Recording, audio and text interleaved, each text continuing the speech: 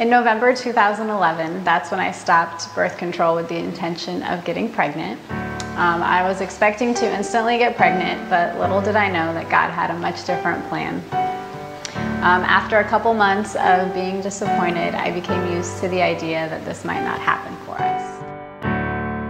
This road we're on, we've traveled far, through trials, heartache, and failures, with many tears. Our minds were clear. A baby must not be for us,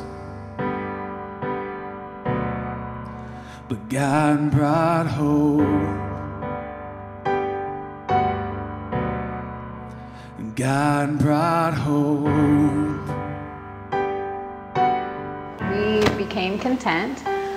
We stopped thinking about babies completely, and we focused on our jobs, school, and our marriage. Last June, I was diagnosed with polycystic ovarian syndrome, which is basically cysts growing on your ovaries, and that's what had been preventing us from conceiving.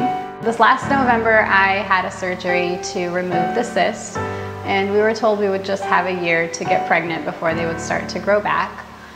Month after month, disappointment after disappointment, we decided that we were done trying. It was emotionally draining, and I began to question God. My faith was being tested. So we prayed and prayed, played the waiting game, in hopes of your arrival, longing for the day we choose your name, we'd be your mom and daddy.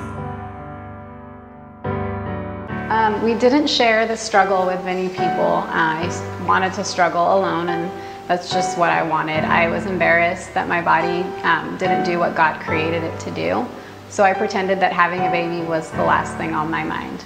Matthew and I decided that this last July would be our last month on Clomid, which is an infertility drug. We were just really tired of being disappointed. I was sick from the side effects, so we gave it up. We put it completely in God's hands.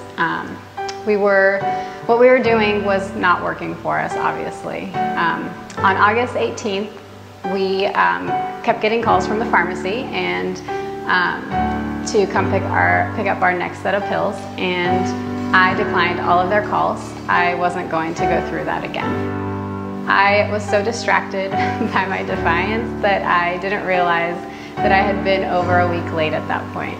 I have been late before, so I really didn't get my hopes up. I didn't worry. I just waited and waited, and then it hit me.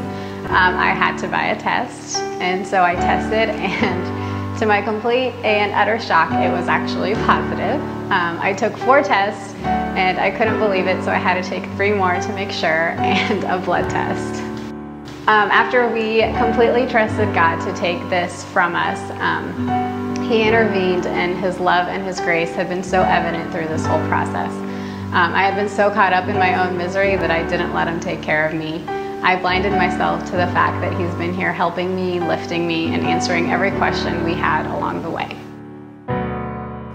And God brought hope. And God brought you.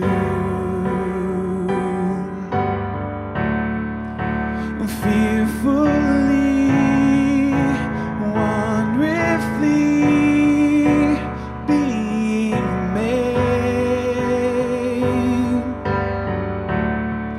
A beautiful miracle. We can't wait to see your face.